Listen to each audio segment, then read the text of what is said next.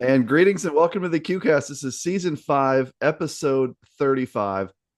And there was a crazy basketball game that I watched last night that went into 3 overtimes. And I really had a lot of stress throughout this game. And the gentleman that's joining me today helped relieve my stress tremendously. And that's Marko Anderson, the 6'6 senior forward for the Illinois Wesleyan Titans. And boy, Marko, as you take a step back here and you think about that game last night, we'll get into a lot of the details of it. But I mean, what were your thoughts after the game? What were your thoughts this morning when you look back on that one? Yeah, I mean, absolute battle. Credit to North Central. They played a heck of a game, hit a lot of shots, but I don't think I've ever been a part of a three overtime game. And it was just, I'm glad that we got the win. I'm glad that our team battled. It was a gritty win, which is always nice because later in the season, that's what's going to happen. But yeah, just super happy. And definitely my family was all watching and the stress was high for them. So It was a high stress game, and what a win. And sometimes in these games, if I went back to a week ago and thought about the Wheaton game, I'd look at that one like, boy, we didn't play well for most of the game and somehow found a way to win it. I think last night, and I've gone back to watch a lot of the game back, Marko, and I thought we played pretty well. I thought we made some mistakes, certainly made some mistakes in some big moments, no question. But I thought we played pretty darn well. I thought this is one of those where, like, North Central, after getting down big, they claw all the way back. They played great down the stretch in regulation, OT1, OT2. What was your take on that? Because I did not think that was a game where we needed to hang our heads about how we played. What's your take there? yeah, I mean, I thought we played well. Especially we came out 11-0. I think it was like 18-3. And then they just started hitting some big shots, get people off the bench, hit some big shots. Yeah, I think we played well. It's just playing to another level that we have to get to, like we did kind of in certain games. And then when you have a team down like that, you always want to try and end it there. Just extend the lead as much as you can. And I feel like we couldn't ever over that hump. But credit to them. I mean, they were hitting. I think Yeah. they shot 50% from three, which I guess it'll happen, but we'll find a way to extend the lead more. So Yeah, they were 14 to 28 from three. They had a lot of guys that were making shots. Swearcheck, DeSilvio, Malloy, of course, Hellwig. yeah, And some of those shots, I remember like that three that Hellwig hit from sort of like the left wing in front of their bench, where Roper was all over him, like yeah, all over. and It in was the like face. fade Yeah, away three. Then he hit that, I don't know, like little baseline 12-footer where I can't even describe how he shot it, but it didn't touch anything but the net. And as far as the game that you had, Mark, it was pretty darn incredible. You had a career high 19 points. You had 12 rebounds, of which 8 of those were on the offensive end. You were 6 for 11 from the field, and 7 of 8 from the free throw line. Um, just talk a little bit of, first of all, about like coming off the bench, because you don't start, right? You're the sixth man of this team. Now, look, you play starter minutes, so whether you start or you come off the bench, but you're not a starter. What's it like? Like, what's your mentality every game? Game starts, you're sitting there on the bench, you're ready to roll. Like, what are you thinking, and what are you ready to do as you're sitting on the bench in those first 4, 5, 6 minutes? just give a spark any way I can. I mean, especially if we're not playing as well, just do something that helps the team get little bit more energy, so we can play a better game. I don't really care. I don't start. It's not a big deal. Everyone on this team is so focused about the team and how we could help that, uh, which is just awesome to see. And yeah, I don't really care about not starting. I kind of like coming off the bench. And yeah, I think it's fun. So I know that the senior class, you guys are all really tight, and you and Harry are kind of you split basically the 40 minutes at the five. Now, sometimes you play together, sometimes, but most of the time you guys are splitting those 40 minutes between you and Harry, who's a 6'10", 240 beast that's super skilled and does all kinds of things, right? Like, how the personal relationship between you two, knowing like you're directly competing for minutes. You're both seniors. How has that played out over the year? I mean, we both like love each other. We cheer each other on. If someone's playing better than someone, or like we want the one to play who's playing better in that moment. I mean, Harry's a monster, like one of the best big men I've ever played with. And just we play so well off each other too if we play together, which I think is another advantage that we could have. Just yeah, I love playing with him. I love him being a teammate. He's always my biggest fan, and I'm his biggest fan. So it's great to have that connection. And I do like those rare moments where you're both on the floor together. There was a moment at Mary Hardin Baylor game, little kind of like a little high-low post pass, I think, into Harry for a finish. Like I think there's something there in the Yeah. right moments that works. Last night in OT, I went back into OT1, OT2, OT3. So between the three overtimes, you had 11 points, 9 rebounds, and you were 5 of 6 from the free throw line. And first of all, on the free throws, every time you went there, it was like the game was on the line. You know, it was like we were, I think a few times it was, we were down 1 and you made 2 and we went up 1. I want to ask you about free throws first, because I mean, those are big moments. The Shirk's packed. It's sort of a must-win home game.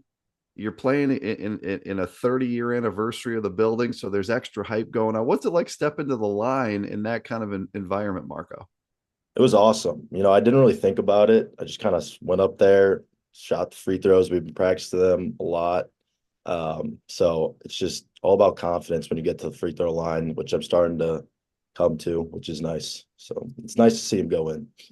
11 points, 9 rebounds, strictly in overtimes. That would be that would just be a great game period to have 11 and 9, but to have that be in overtime. Someone had a great stat that I didn't realize, that last night was a 1 possession basketball game for 15 straight minutes. So from the 3-minute mark of the regulation all the way till Nathan Bolt hits the shot to create cushion, it was a 1 possession game. And I went back, and I don't have it in front of me, but the number of lead changes and the number of ties, what was it like? I mean, in that game, in the overtimes in particular, when there was zero separation, I mean, what's it like trying to grind through that? It was crazy. It was like we'd go up, there'd be like a timeout, and then we're down, and it's just back and forth, back and forth, and you're just like, you can't get away, you can't extend the lead. So it was, I mean, electric. It was a super fun game to play, and especially at the Shirk, fans were great. Uh, I'm just glad we got to pull it out and got the win. But yeah, the lead changes, there had to be. It's crazy. It was like every other possession just changed the lead. So Talk me through the play, the basket you make. I'm trying to remember, was this the end of OT1 or OT2 when Nick goes to the hoop and it ends up in your hands and you score with like 12 seconds left? Was that OT1 or OT2?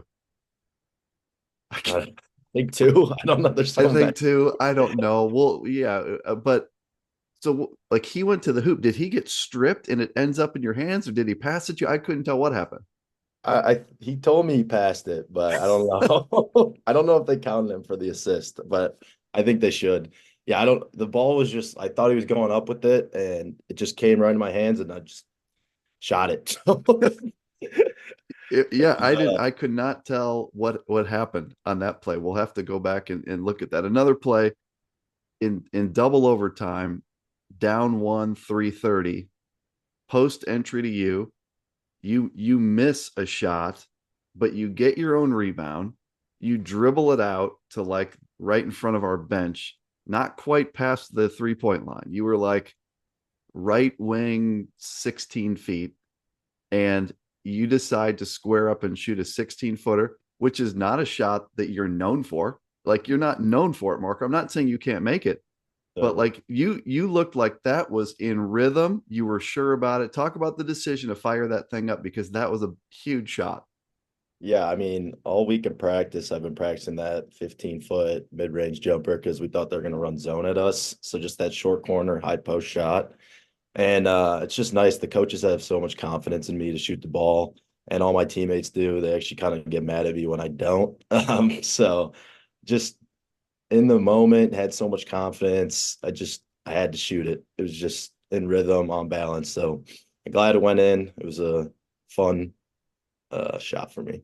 Well, it's a great point about zones too, because if you can make 15 footers against the zone out of the 5 spot, I mean, that would pretty much eliminate teams playing a zone, right? As if you get it to the high post or you're able to get it to someone that can make that shot, I would think that people would really struggle to play zone. So it was great to see you take it. It was great to see the ball go in. It was. Um, the what was the kind of the mood on the team must have been incredible. After, was it relief? Was it joy? Like when that buzzer sounded, you get back to the locker room. What was sort of the emotion there?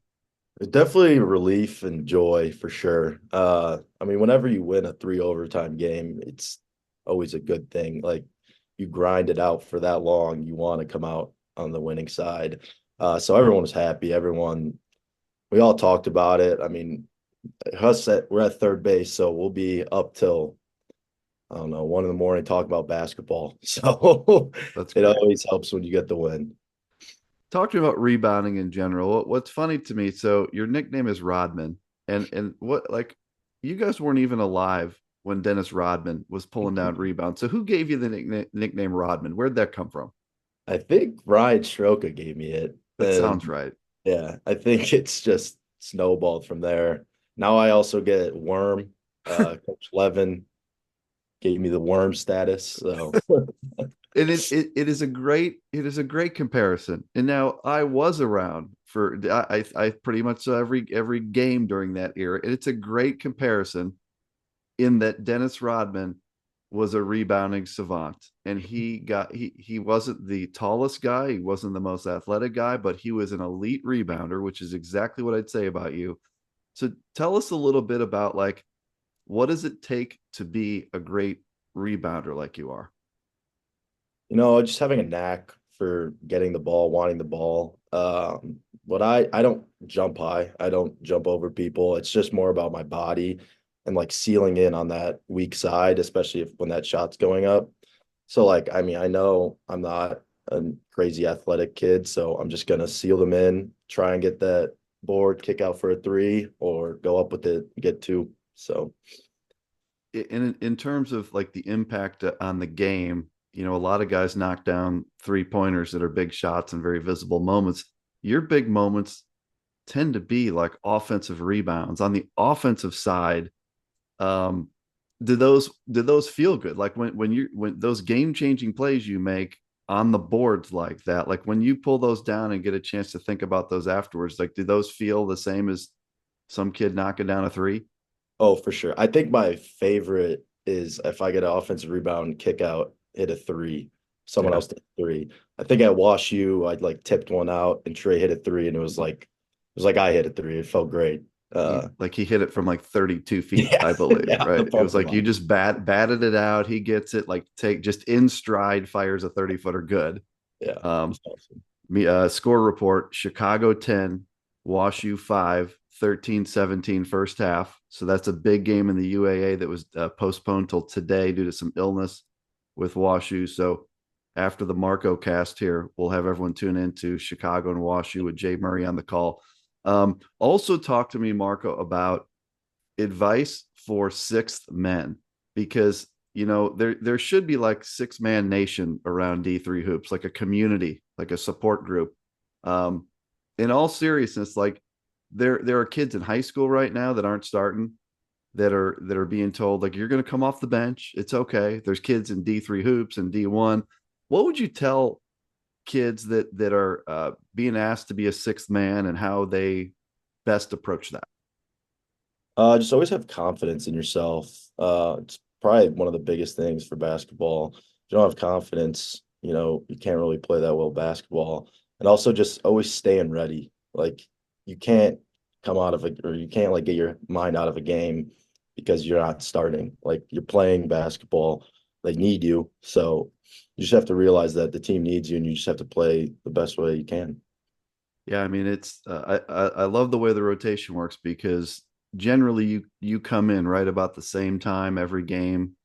It's probably about 4 or 5 minutes in, give Harry a breather, you come in, do your thing, And then the rest of the game, it's just kind of a situational thing, which I love. But that's great advice for kids that are, sitting there being asked to come off the bench. In terms of where the Titans are sitting now, 13-2, 5-1 in the league. I looked up NPI today, which is the only ranking anywhere that matters, and you guys are up to number 5, which is huge. I mean, that's big swing last night. I think if you lose that game, I think there's a big difference in where you're sitting right now in terms of a lot of stuff. But how you feel? And first, let's talk about the conference. 5-1.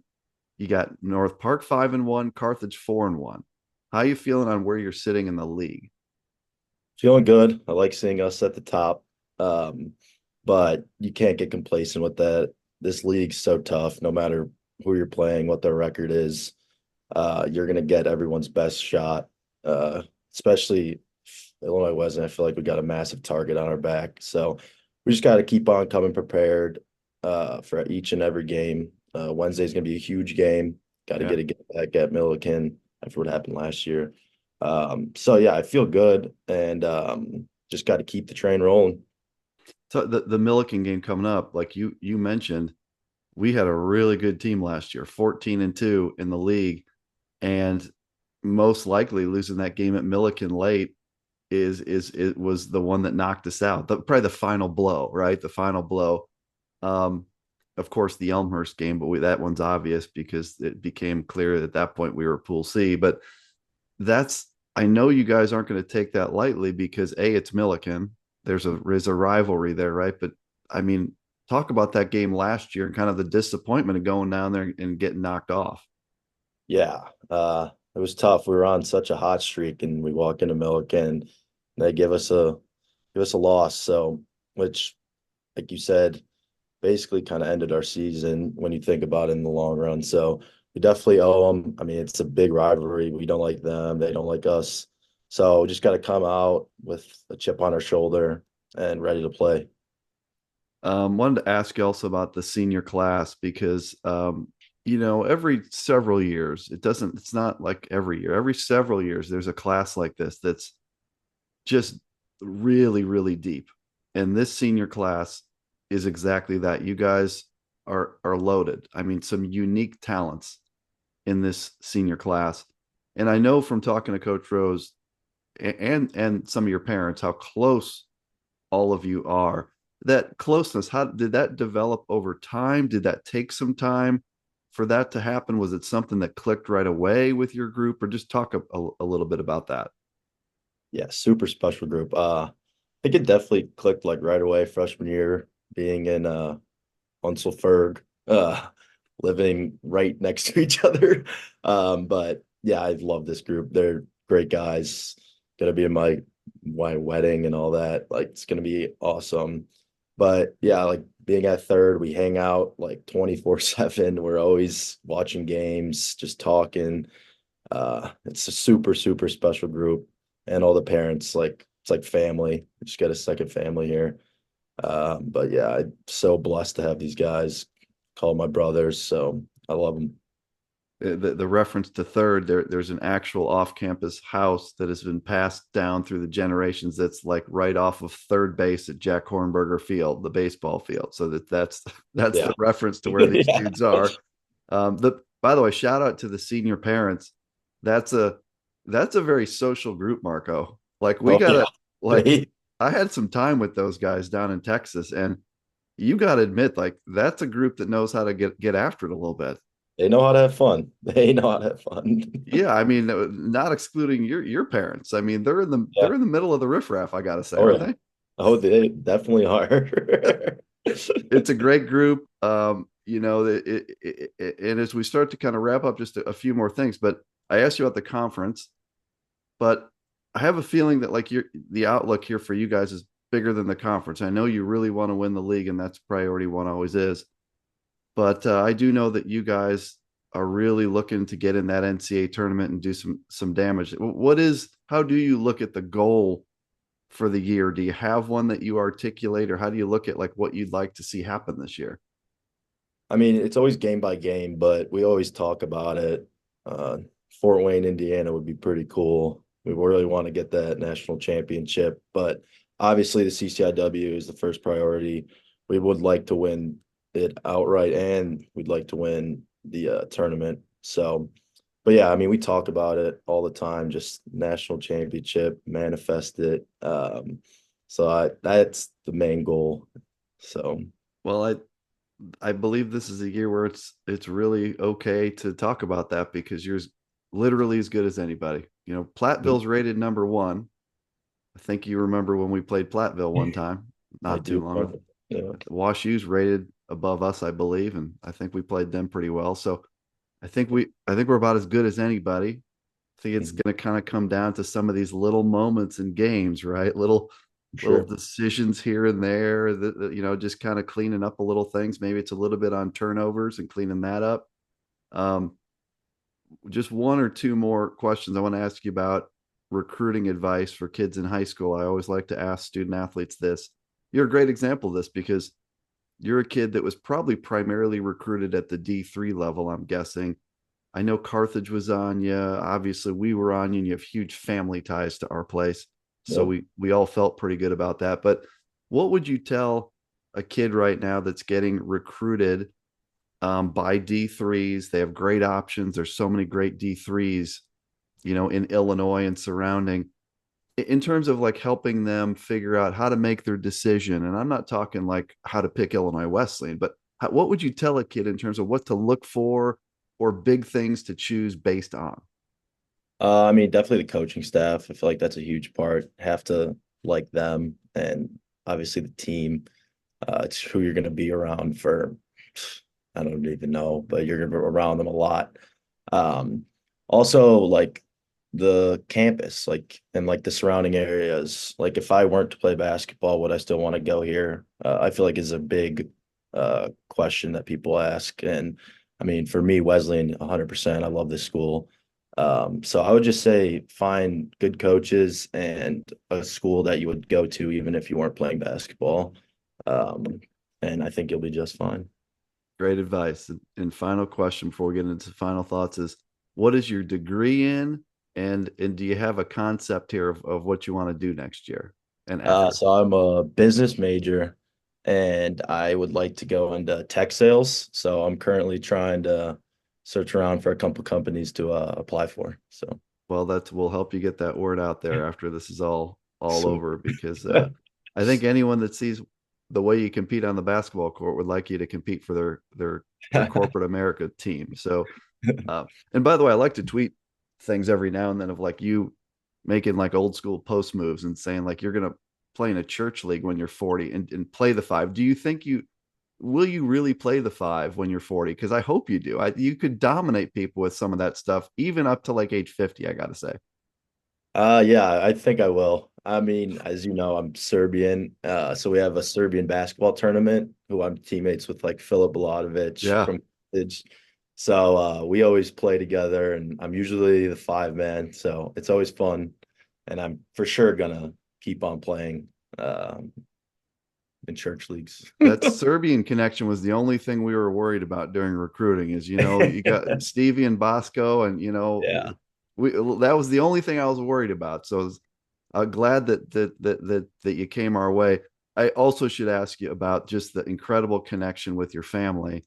So your dad was a great baseball player for the Titans, like right before I got there. I think he probably graduated. I got there in '89. I think he had just graduated.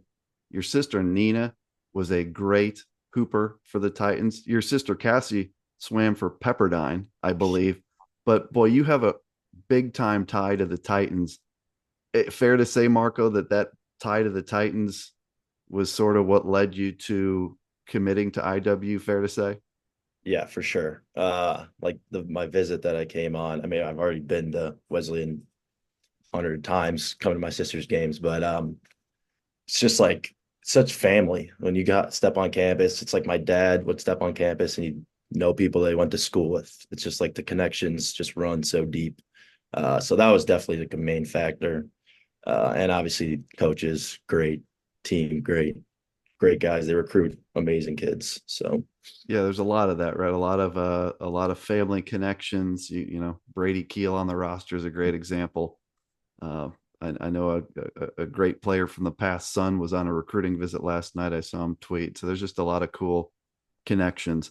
Well, I got to give one more score update here. Chicago 21, Wash U 15, 6:30 to go. So we'll be turning that one on after we Yeah. stop with Marko. Those are two teams that the Titans have played. Marko, I would just say this, boy, it's been a pleasure to watch you play, and I'm looking forward to watching you play many more basketball games because, as Coach Rose says, you're a winning player. You come in there, you don't need to have the glory, the spotlight, the points. Uh, throwing your body in there and making plays, and it's no accident that the ball ends up in your hands in those big moments. They're because you're in the right place, anticipating the right bounces, and you're just tough. So it's been a pleasure to watch you play. What would you leave us with, Marko, on the QCast? Because we know that the senior parents are tuning in. That's a lock. We know your parents are tuning in. Yeah. We hope that your sisters are tuning in. Titan Nation, D3 Hoops Nation. A lot of people are going to tune in to check out this kid that had the big game last night. So, Marko, what would you say in closing out the QCast today? Well, first off, I just want to say thank you to you for all you do for Illinois Wesleyan basketball and three hoops. It's been awesome. But just keep on watching the Titans. I think we're going to get really hot. And it's going to be a special, special year. And the chemistry this group has is special on and off the court. So I'm really excited for the future. And but we'll take it game by game and continue to get these wins. I agree with you, by the way, about at some point I feel there's a little stretch coming up where we shoot it a little better. And I think battling through some of these grindy wins, like I've seen this over and over and over again. Like I remember the team in 2006 that had 3 first-team All-Americans, Douchis, Emilianovic, Freeman, coming back 11-0 and grinding through the conference at 9-5. Like, and some of those wins were overtimes. And then they get in the NCAA tournament, they get to the Final Four. Like, hey, sometimes conference games are hard. Sometimes they're hard. Yeah, this is a grind. I think especially when you've got all the pressure on you. You're a highly ranked team, and you get in some of these games, and there's a lot of pressure. So the fact that you've found a way to win some of these games, to me, is very impressive and significant. Folks, that is Marko Anderson. He is a joy to watch. He's a 6'6" senior forward. He's a rebounding savant from Maine South High School, and his team is 13-2, 5-1. We'll see where the Titans are ranked tomorrow when a new poll comes out. I think people struggle with where to vote this team. I think they tune in, Marko, and they want to see pretty basketball. And like I tell people, we're kind of like a run the ball, play good defense football team. If you're looking for if you're looking for pretty, it's probably not the Titans. But if you're looking for like grindy wins, that's if you like that, vote us high. If you don't like that, vote us low. How about that? Yeah, whatever. Marko, thanks so much. It's a joy, and I'll see you somewhere in the shirk really soon. Okay. Sweet. Thank you. Thanks, bud.